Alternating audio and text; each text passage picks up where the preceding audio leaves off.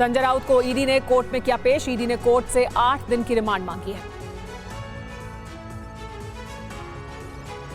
Court में ED के अधिकारियों की दलील, कहा राउत के खाते में पैसे ट्रांसफर हुए थे, गवाहों से भी छेड़छाड़ का आरोप।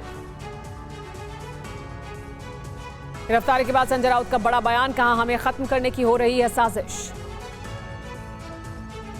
उद्धव बोले मरना मंजूर लेकिन शरण में नहीं जाऊंगा, मुझे संजय राउत पर गर्व है।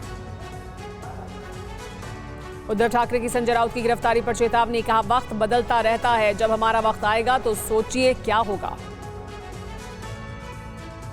मुंबई में संजय राउत के परिवार से मिले उद्धव ठाकरे, राउत की मां से मिलकर परिवार के साथ होने का भरोसा दिया।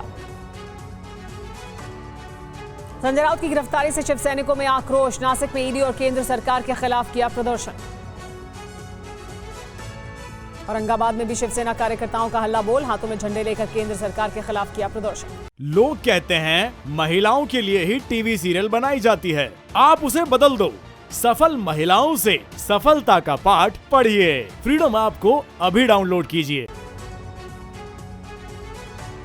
महाराष्ट्र के बीड में भी सड़कों पर उतरे शिवसेना कार्यकर्ता, केंद्र और ईडी के खिलाफ जमकर की नारेबाजी। संजय राउत की गिरफ्तारी पर संसद के दोनों सदनों में हंगामा, विपक्ष ने ईडी की कार्रवाई का किया विरोध। शिवसेना सांसद प्रियंका चतुर्वेदी ने लहराया ईडी के खिलाफ पोस्टर, राजनीतिक इस्तेमाल का लगाया आरोप। संजय राउत की गिरफ्तारी पर बीजेपी नेता राम कदम ने ट्वीट कर तंज कसा है, कहा चिंगारी का खेल बहुत बुरा होता है। सांसद नवनीत राणा का संजय राउत पर हमला, कहा उन्होंने पावर का गलत इस्तेमाल किया, करप्शन करने वालों पर होना चाहिए एक्शन। कांग्रेस नेता शशि थरूर का सरकार पर हमला, कहा ईडी का गलत इस्तेमाल किया जा रहा है। आदित्य ठाकरे ने संजय राउत की गिरफ्तारी को बताया पॉलिटिकल सर्कस, कहा जो कुछ भी महाराष्ट्र में हो रहा है ये लोकतंत्र के खिलाफ है।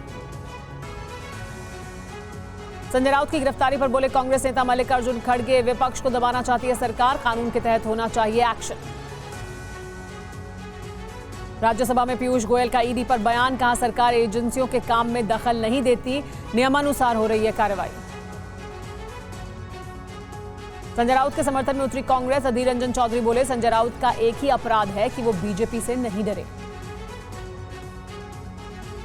संजय राउत के समर्थन में समाजवादी पार्टी की सांसद जया बच्चन, कहा उनके साथ गलत हो रहा है।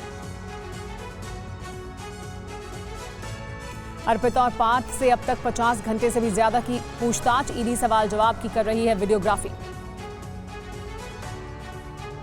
अर्पिता मुखर्जी पर ईडी की जांच में कई अहम खुलासे हुए हैं। अर्पिता के नाम से एक टेक्सटाइल कंपनी चल रही थी और उसके नाम पर 2 रियल एस्टेट फर्म भी थी। बंगाल में शिक्षक भर्ती घोटाले के खिलाफ बीजेपी का हल्ला बोल, संसद के बाहर ममता सरकार के खिलाफ बंगाल बीजेपी सांसदों ने नारेबाजी की। पार्थ चैटर्जी की गिरफ्तारी के बाद ममता बनर्जी ने पार्टी में सेक्रेटरी जनरल और ऑब्जर्वर का पोस्ट किया खत्म, कहा अब इसकी जरूरत नहीं। ईडी डायरेक्टर के सेवा विस्तार के खिलाफ याचिका पर सुप्रीम कोर्ट कल करेगी सुनवाई। आज वकीलों के बीच विवाद पर टली सुनवाई।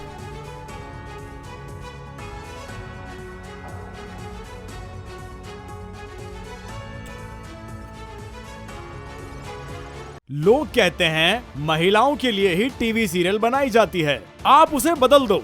सफल महिलाओं से सफलता का पाठ पढ़िए। फ्रीडम ऐप को अभी डाउनलोड कीजिए।